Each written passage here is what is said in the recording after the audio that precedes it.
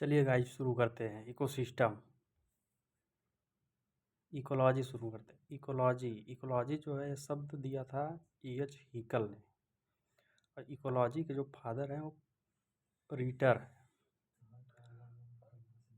Indian father of ecology जो है रामदेव मिश्रा है, जो BHU में प्रोफेसर थे। BHU में इकोलॉजी का डिपार्टमेंट जो है रामदेव मिश्रा ने ही शुरू किया था।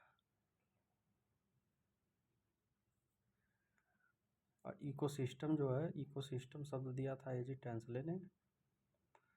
इकोसिस्टम को नेचर की क्रियात्मक और संरचनात्मक इकाई कहते हैं। इकोसिस्टम को नेचर की क्रियात्मक और संरचनात्मक इकाई ओडम ने कही थी। इकोसिस्टम जो है दो घटकों से मिलकर बना होता है। एक जैविक घटक होता है जिसमें प्रोड्यूसर आता है, कंज्यूमर आता है, डिकम्पोजर आता है, फूड आता है। ये सब बायोटिक फैक्टर के अंतर्गत आते हैं इकोसिस्टम में। और ये बायोटिक फैक्टर के अंतर्गत वाटर, टेम्परेचर, लाइट और न्यूट्रिएंट्स जो होते हैं, पोषक तत्व, ये सब आते हैं। बायोटिक घटक, एबायोटिक घटक को मिला के कहा जाता है इकोसिस्टम। जैसे एक कोई इकोसिस्टम मान लीजिए है, झील का इकोसिस्टम है। उस झील में एल्गी होती हैं, उसको प्रोड्यूसर कहते हैं। एल्गी को खाने वाले फाइकोप्लैंक्टन होते हैं।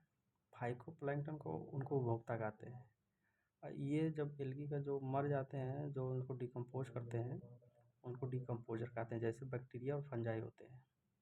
और फूड जो होता है इन लोगों के अंदर स्टोर होता है। प्रोड्यूसर के अंदर जो फूड स्टोर होता है, जिसको कंज्यूमर यूज करता है, उसको फूड कहते हैं। और झील के अंदर एबायोटिक फैक्टर में जो आता है वाटर, जैसे वाटर में उसकी सॉल्ट कंसंट्रेशन क्या है वाटर की, खारे पानी की झील है कि कैसा पानी है, उस पर भी डिपेंड करता है। टेम्परेचर, उस झील का कुछ ना कुछ टेम्परेचर होगा, उसके बारे में। उस झील में लाइट की अवेलेबिलिटी क्या है, एबायोटिक फैक्टर। जैसे सरफेस की जो वाटर होते हैं उसमें लाइट ज़्यादा होती है, और जो लाइट जो अंदर जो होता है, झील के अंदर गहराई में जाने पर प्रकाश की अवेलेबिलिटी कम होती है। अब पोषक तत्व में न्यूट्रिएंट्स आते हैं। जैसे न्यूट्रिएंट्स में आता है सारे तरह के न्यूट्रिएंट्स, जैसे कार्बन हो गया, हाइड्रोजन हो गया, ये सब उसके आयन के फॉर्म में रहते हैं। तो हम कहना ये चाहते हैं इकोसिस्टम दो चीज़ों से मिलकर बना है, जैविक घटक, अजैविक घटक। जैविक घटक समझ लीजिए जितने लोग जिंदा हैं, जिनके अंदर जीव है, वो सब आते हैं। और अजैविक घटक जो जैसे पानी हो गया, तापमान हो गया, प्रकाश हो गया, पोषक तत्व, ये सब आते हैं। ये सब मिलकर बनाते हैं इकोसिस्टम। और इकोलॉजी क्या है, जैसे मान लीजिए कोई इकोसिस्टम है। इस इकोसिस्टम में कोई एक स्पीसीज ए है और कोई दूसरी स्पीसीज बी है।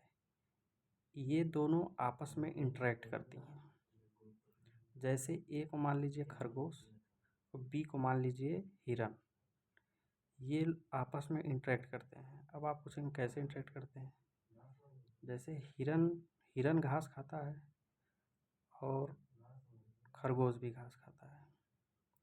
ये दोनों घास खाते हैं, तो किसी एक एरिया में गए तो वहाँ पे इंटरेक्शन हो घास खाने के लिए।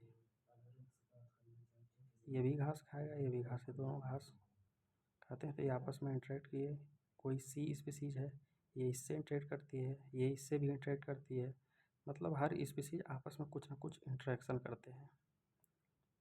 इसी इंटरेक्शन को जो हम पढ़ते हैं, इसी कहते हैं इकोलॉजी।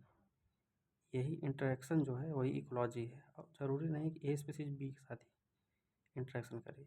ये सी के साथ भी करती है, बी के साथ भी करती है, और कोई स्पीसीज होगी उसके साथ भी करेगी। और ए एनवायरनमेंट के साथ भी इंटरेक्ट करेगा। एनवायरनमेंट का क्या टेम्परेचर है, क्या ह्यूमिडिटी है, लाइट की अवेलेबिलिटी क्या है, ये सब एनवायरनमेंट से भी इंटरेक्ट करेगी। तो यही जो इंटरेक्शन है, ए का बी से इंटरेक्शन, ए का सी से इंटरेक्शन, ए का एनवायरनमेंट से इंटरेक्शन, इसी को इंटरेक्शन को कहते हैं इकोलॉजी होती है। और इकोलॉजी का सबसे बेसिक जो होता है ऑर्गेनिज्म से शुरू होती है इकोलॉजी। सबसे छोटा लेवल होता है ऑर्गेनिज्म। आपस में मिलते हैं तो ये गलत हो गया। इसके बाद पॉपुलेशन रहती है, पॉपुलेशन, उसके बाद कम्युनिटी आती है, उसके बाद इकोसिस्टम आता है, उसके बाद बायोम आता है। तो यही है।